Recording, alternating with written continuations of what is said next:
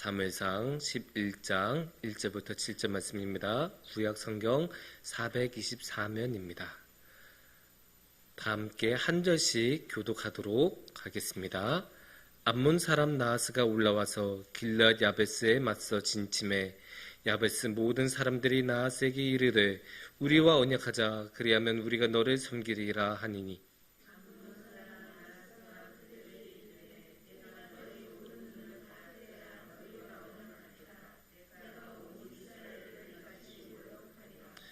야베스 장로들이 그에게 이르되 우리에게 이랫동안 말미를 주어 우리가 이스라엘 온 지역에 전령들을 보내게 하라. 만일 우리를 구원할 자가 없으면 네게 나아가리라 하니라.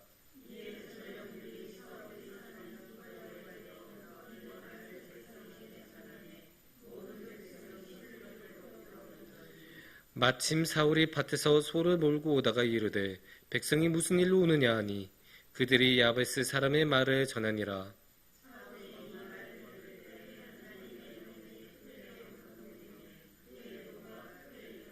다 함께 읽겠습니다.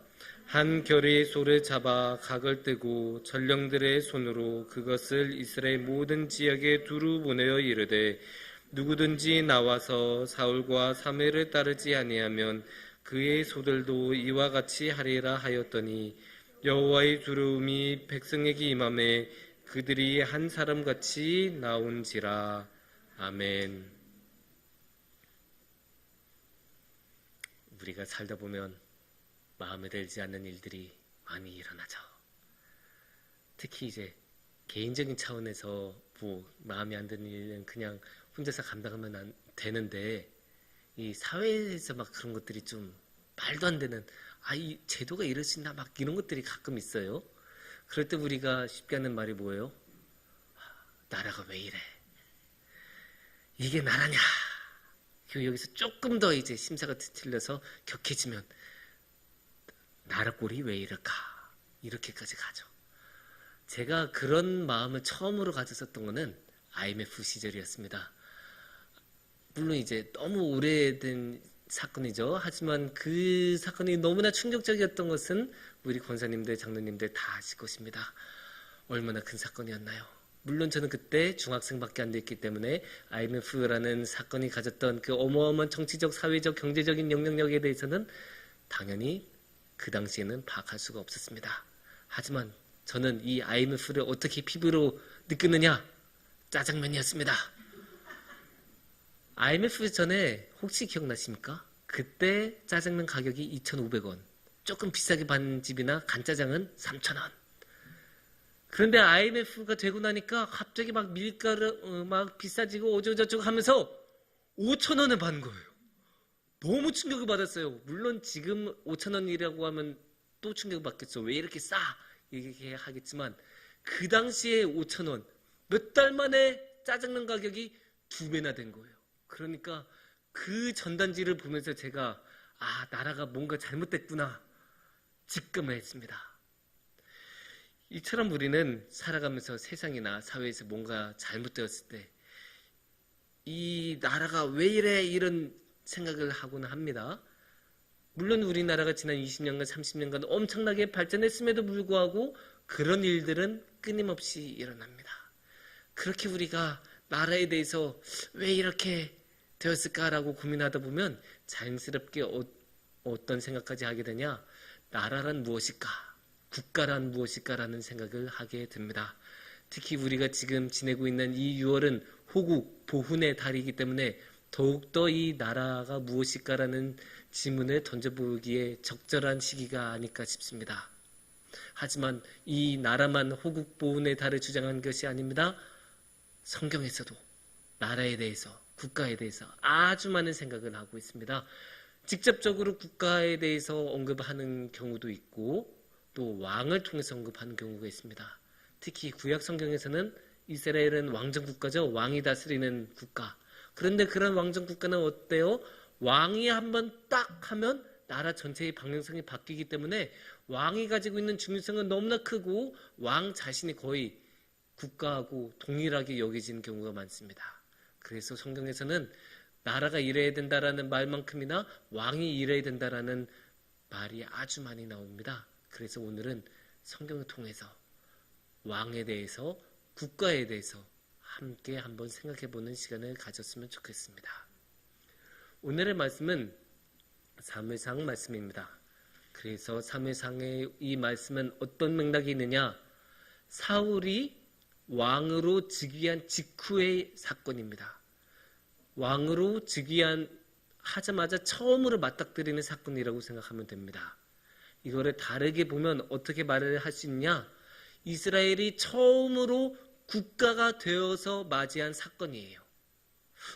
목사님, 그럼 그 이전에 있었던 건 뭐예요? 그 이전에도 이스라엘 민족은 있었잖아요. 예, 맞아요. 이스라엘 민족은 있었어요. 하지만 이스라엘 민족은 국가로서 존재했던 것이 아니라 여러 개의 부족으로 있었죠. 처음에 어떻게 시작이 됐어요?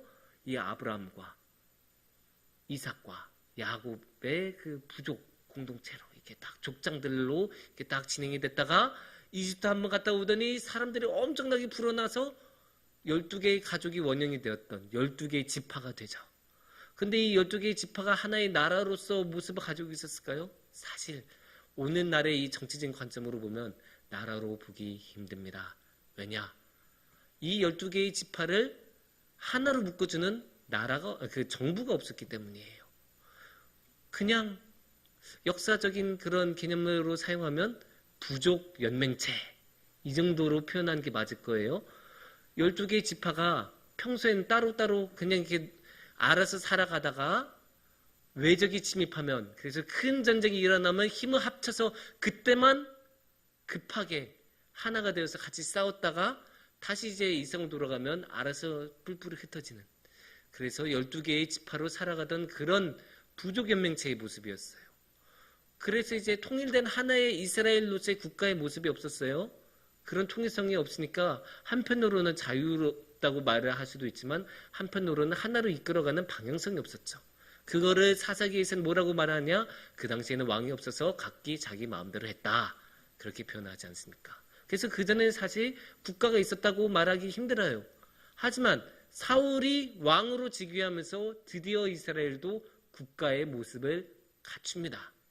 그리고 국가로서 첫 번째 사건을 맞이하니까 이 모습을 보면 이제 성경에서 국가에 대해서 어떻게 생각하는지, 또 왕에 대해서 어떻게 생각하는지 아주 들여다보기에 적합한 구절이라고 말씀을 드릴 수 있습니다. 그렇다면 어떤 사건이 벌어졌을까요? 1절과 2절을 보면 쉽게 알 수 있습니다. 1절부터 보시면 암몬 사람 나하스가 올라와서 길르앗 야베스에 맞서 진침해 야베스 모든 사람들이 나하스에게 이르되 우리와 언약하자, 그리하면 우리가 너를 섬기리라 하니. 2절 보시겠습니다. 암몬 사람 나하스가 그들에게 이르되 내가 너희 오른 눈을 다 빼야 너희와 언약하리라. 내가 온 이스라엘을 이같이 모욕하리라. 아주 쉽게 말하면 암몬 사람들이 침략을 했어요. 암몬은 어디냐? 이렇게 딱 요단강이 이렇게 있으면 이 요단강의 동쪽에 있는 다른 민족이에요. 얘네가 공격을 왔어요. 공격을 와서 이제 전쟁이 시작이 되는 거예요. 그러니까 전쟁이 딱 시작이 되려고 하니까 이 길르앗 야베스라는 조그마한 동네에 있던 사람들이 딱 보니까 아무리 봐도 이 마을에 있는 그 사람들로는 도저히 저 사람들 못 이기는 거예요. 최씨, 김씨 막 몇 명 이렇게 막 해봤자 모여서 뭐 50명밖에 안 되는데 우리가 쟤네 어떻게 이겨? 그러면 이제 어떻게 해야 돼요? 백기 들고 항복해야죠. 이제 그래서 백기 들고 나갑니다. 항복하겠습니다. 그런데 이제 암몬의 지도자가 뭐라고 합니까? 너네 오른 눈 다 뽑아서 가지고 와. 그러면 내가 뭐 항복 받아줄 수도 있지. 이게 무슨 말입니까? 안 받아주겠다는 거 아니에요. 도저히 받아들일 수 없는 조건을 내던지고 이거 하면 해줄게라고 말을 하는 거 안 하겠다는 말이죠. 그냥 돌려서 거절하겠다고 말을 합니다. 그러니까 당연히 길르앗 야베스의 사람들은 근심이 깊어질 수밖에 없죠. 전쟁은 코앞인데 아무리 봐도 저 사람들이 이길 수 있을 것 같지 않고, 그래서 빨리 저쪽 동네로 빨리 이제 전령을 보냅니다. 그래서 사람들한테 도와주세요 외치는 거예요. 도와주세요. 그 도와달라는 소식이 누구한테까지? 사울한테까지 소식이 와닿습니다. 그리고 사울은 누구예요? 왕이었죠. 왕에게 그 소식이 온 거예요. 그 왕이 보니까 이거 안 되겠다 하고 이제 나설 타이밍이 됐죠.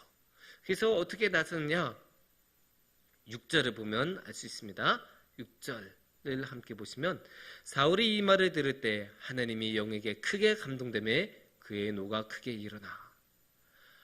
여기서 이제부터 사울이 왕으로서 국가로서 개입을 하기 시작한 거예요. 근데 이 6절 말씀, 그 개입하기 위해서 발동이 걸리는 이 장면에서 사실 국가에 대한 모든 것이, 성경이 말하는 모든 것이 사실은 담겨 있어요. 어떻게 담겨 있냐? 핵심이 뭐냐? 하나님의 영이 임했다는 거예요. 하나님의 영으로 감동되었다고 써져 있죠? 그러니까 하나님의 영이 사울에게 임한 거예요. 그러니까 어떤 뜻이에요? 사울은 왕으로서 행동할 때 하나님의 영을 통해서, 성령님을 통해서 행동하셨다는 거예요. 이것은 무슨 뜻이 되느냐?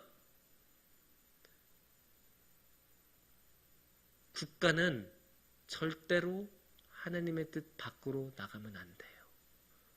왕은, 국가는 무조건 하나님의 뜻대로 해야 돼요. 사실 그거는 성경의 일반론이기는 해요. 일반적으로 항상 말하는 게 뭐예요? 성경에서 하나님의 뜻을 잘 따라야 한다. 하나님의 뜻대로 해야 된다. 하나님의 율법대로 해야 된다. 하나님을 기쁘시게 해야 된다. 성경에서 항상 나오는 거죠. 그런데 중요한 거는 국가가 거기서 벗어나지 않는다는 거예요. 국가도 거기에 포함돼요. 국가라고 해서 예외가 아니에요. 우리는 이제 오랫동안 이 국가에서 살다 보니까, 또 세속화된 국가에서 살다 보니까 이 측면을 잊어버린 경우가 많아요. 그래서 교회보다, 하나님보다 국가가 더 큰 개념이라고 생각하는 경우가 참 많습니다. 그러다 보면 어떻게 돼요? 하나님의 법은 교회에서만 지키고 국가는 그냥 국가대로. 그래서 국가가 제일 중요한 것으로 여긴 경우가 많은데 아니에요. 성경은 다르게 말해요. 성경은 국가 또한 하나님의 뜻 안에서, 국가라고 해서 하나님의 법에서 벗어나도 된다? 절대로 아니에요. 왜 그럴까? 아주 생각하면 간단한 거예요. 지금 이 국가를 대표하는 왕 사울은 누구의 힘으로 행동하고 있습니까? 성령님의 힘으로 행동하지 않습니까? 성령님의 힘으로 행동하는데 하나님의 뜻하고 다른 일을 해도 되겠어요? 당연히 안 되는 거예요. 아니, 우린 생각해 볼 필요가 있어요. 할 수는 있을까요? 아니에요. 성령님한테 붙들려 있는데 어떻게 하나님하고 다른 일을 할 수 있어요? 불가능한 거예요. 당연히 하나님의 뜻에 따라서 행동해야 돼요. 더 우리가 한 걸음 더 생각하면 사울이 어떻게 왕이 됐습니까? 사울은 생각해보면 아주 허약한 왕이에요. 왜냐? 업적이 없으니까. 사울 이후에 왕이 되었던 다윗 어땠어요? 얼마나 많은 전쟁에 이겼습니까? 가서 단신으로 블레셋 사람들 사이에 가서 다 물리치고 얼마나 많은 전쟁에서 승리했어요. 사울 이전에 왕하고 좀 비슷했었던, 왕까지는 아니지만 아주 비슷한 모습을 보였던 기드온 어때요? 기드온 홀로 가서 바알 신상 무너뜨리고 또 그 미디안과의 전쟁에서 승리하고 업적이 뚜렷하잖아요. 그래서 사람들 보기에 그래, 저 사람이라면 믿을만해. 저 사람이라면 그래, 다윗이라면 우리가 우리 공동체를 믿고 따를만하지. 그렇게 말할 법하잖아요. 그래서 다윗이 한마디를 하더라도 권위가 있어요. 하지만 사울에게 무슨 권위가 있겠습니까? 사울 어떻게 왕이 됐어요? 제비뽑기로 된 거 아니에요. 우리가 이런 우스갯소리 하잖아요. 아유, 내가 사정자리를 고스톱으로 딴 줄 아냐, 이런 말 하는데 사울은 고스톱조차도 안 했어요. 그냥 가만히 있다가 제비로 뽑혀서 왕이 된 거예요. 그것도 심지어 짐더미 속에서 이렇게 숨어 있다가, 그러다가 너 왕이래 해서 왕이 된 게 사울이에요. 그러니까 권위란 게 있을 수가 없어요. 그래서 심지어 어떻게 나오냐?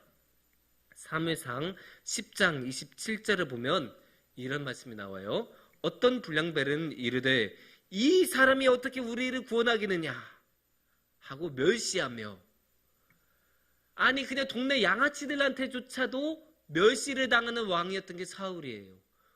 업적이 없으니까, 권위가 없으니까. 그러면 이 권위, 왕의 권위는 사울이 가지고 있는 왕의 권위는 어디서 나오냐? 하나님에게서 나옵니다.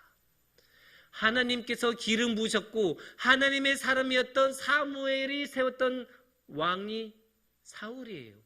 그러니까 여기서 우리가 알 수 있는 건 뭐냐? 하나님께서 세우셨고 하나님께서 권위를 부여하지 않으면 왕으로서의 권위 없습니다. 국가로서의 합법성 없습니다. 그러니까 하나님의 뜻에서 벗어나면 이 권위, 합법성 다 사라지는 거고 물거품이 되는 거예요. 그러니까 당연히 국가는 하나님 안에서, 왕은 하나님의 뜻 안에서 할 수밖에 없는 게 너무나 당연한 논리적인 귀결인 것입니다.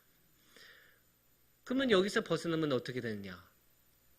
당연히 그 권위가 무너지고 합법성이 무너지고 이 나라를 근간으로 여기는 그 모든 것이 없어지는 거예요. 그러니까 나중에 르호보암이 이제 하나님 뜻 따라서 안 하고 이상하게 하니까 위에 이제 10개 지파가 우리가 다윗 왕가한테 우리가 다윗의 가문한테 빚진 게 뭐가 있다고 하면서 그 합법성을 놓아버리지 않습니까? 그리고 이후에 유다 왕국이 계속 하나님의 뜻에서 벗어나니까 어떻게 돼요? 결국 하나님이 그 나라마저도 버리지 않습니까? 그래서 유다 왕국이 멸망해요. 우리가 이 생각을 해야 돼요. 국가는 없어지지 않는다. 국가는 망하지 않는다. 아니에요. 국가도 망해요. 하나님의 뜻에서 벗어나면, 그래서 하나님이 버리시기로 마음먹으시면 국가는 한순간에 없어질 수 있어요. 한순간에도. 그래서 국가는 언제나 하나님의 뜻 안에 있어야 합니다. 이거는 다른 말로 하면 국가는 항상 신앙생활을 장려해야 되고 하나님의 뜻을 잘 이룰 수 있도록 여건을 조성해야 한다. 이 뜻도 됩니다. 물론 현대 국가는 조금 다를 수는 있어요. 왜냐면 이제 애초에 성경으로 세워진 국가들이 아닌 경우들이 있으니까. 그럼에도 불구하고 이 성경에서 말한 거에 따르면 국가는 이 신앙적인 여건을 잘 만들어줘야 돼요. 물론 이제 신앙생활을 하냐 안 하냐는 개개인의 선택의 몫이죠. 하지만 그 여건을 잘 만들어주고 신앙생활을 잘 할 수 있도록 환경을 조성하는 것은 나라가 해야 하는 거예요. 여기 이렇게 암몬 족속들이 쳐들어와서 침략을 해서 지배를 하면 하나님 제대로 믿을 수 있겠습니까? 못하겠죠. 맨날 전쟁이 일어나고 맨날 이제 외세 침략을 받으면 하나님의 향한 신앙생활을 제대로 하기 힘들잖아요. 맨날 전쟁에 나가야 되니까. 맨날 빼앗기니까. 그러니까 국가로서는 이 자신의 신앙인들을 보호해야 할 의무가 있는 거죠. 그것을 잘해야 한다. 그래서 전쟁을 하는 한이 있더라도 국가는 자신들의 국민들을 지켜야 하는 거고 또 국민들이 이러한 신앙생활을 잘할 수 있도록 모든 노력을 해야 한다. 그래서 그런 모습을 어디서 볼 수 있냐? 7절에서 볼 수 있습니다. 7절에서 보면 한결이 소를 잡아 각을 뜨고 전령들의 손으로 그것을 이스라엘 모든 지역에 두루 보내어 이르되 누구든지 나와서 사울과 사무엘을 따르지 아니하면 그의 소들도 이와 같이 하리라 하였더니 여호와의 두려움이 백성에게 임하매 그들이 한 사람같이 나온지라. 소는 당시에 너무나 중요한 재산이었어요. 지금의 자동차보다도 훨씬 더 중요할 수도 있어요. 자동차는 그냥 이동수단인데 소는 이동도 할 뿐만 아니라 농업을 위한 생산수단이었으니까. 그러니까 쉽게 말해서 우리 밥벌이를 해주는 게 이 소였는데 너네 안 나오면 너네 소 다 없앨 거야. 그 말은 결국 너희의 경제적인 모든 능력 없앨 거야. 너희의 삶의 터전 모두 없애버릴 거야 라고 하는 말과 똑같아요. 사울은 왜 이렇게 극단적으로까지 말을 할까요? 그만큼 심각한 사안이었으니까. 이 전쟁에서 이기지 못하면 신앙생활도 다 망가지고 일상의 삶도 모두 망가지니까 모두 잃어버릴 수밖에 없는 상황이니까 모든 사람들의 힘을 같이 합쳐서 나아갈 수밖에 없는 상황이라고 사울은 판단했고 하나님의 영은 그렇게 판단을 하셨던 거죠. 그래서 그렇게 극심한 그 처방까지 한 거예요. 사실 누가 전쟁에 나가서는 것을 좋아하겠어요? 전쟁 나가면 죽을 수도 있는데 지금 우크라이나도 보면 이 전쟁이 징집되지 않기 위해서 가진 노력을 하고 도망가고 국경 밖으로 나가고 숨어 들어가고 그런 사람들 너무나 많대요. 당연히 전쟁 어느 누구도 참여하기 싫어요. 참전하는 거 싫어요. 죽을 수 있으니까. 그렇기 때문에 그럼에도 불구하고 전쟁을 해야 되기 때문에 사울은 이렇게 극단적인 수까지 쓰면서 모든 사람들을 끌어들이고 전쟁에 나섰습니다. 왜냐? 신앙생활을 지켜야 하니까. 그런데 성경에서는 이 신앙생활로 만족하지 않아요. 신앙생활은 기본이에요. 여기서 한 걸음 더 나가야 돼요. 그러면 어디까지 가야 하냐? 사회적인 정의까지 나가야 돼요. 성경에서는 나라가, 국가가, 왕이 하나님의 정의를 이루는 것을 원합니다. 그래서 생각해보면 이 외국인들에게 죄 없는 백성이 죽임을 당하고 재산을 빼앗는 것 얼마나 부당하고 불의한 일이에요. 그러니까 국가의 힘으로 나서서 그것을 막아주러 가는 거예요.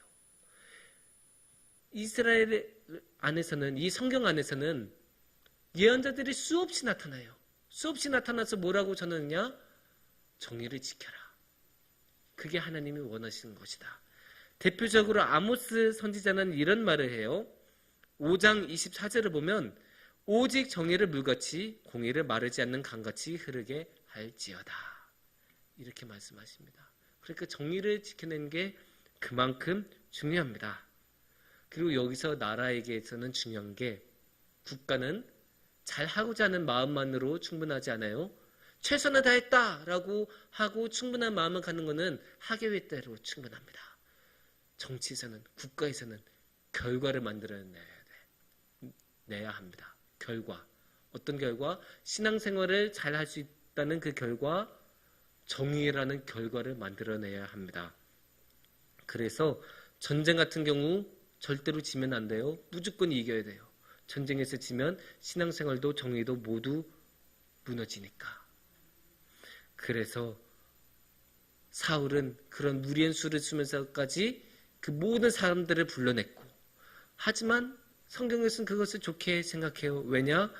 그것을 통하여 하나님을 향한 두려움을 인하여 모든 사람들이 하나의 마음을 가지고 나왔다라고 전하고 있기 때문입니다. 그렇게 하나의 마음으로 국가가 될 때 국가는 놀라운 힘을 발휘하고 하나님의 힘을 이 땅에서 실현할 수 있습니다.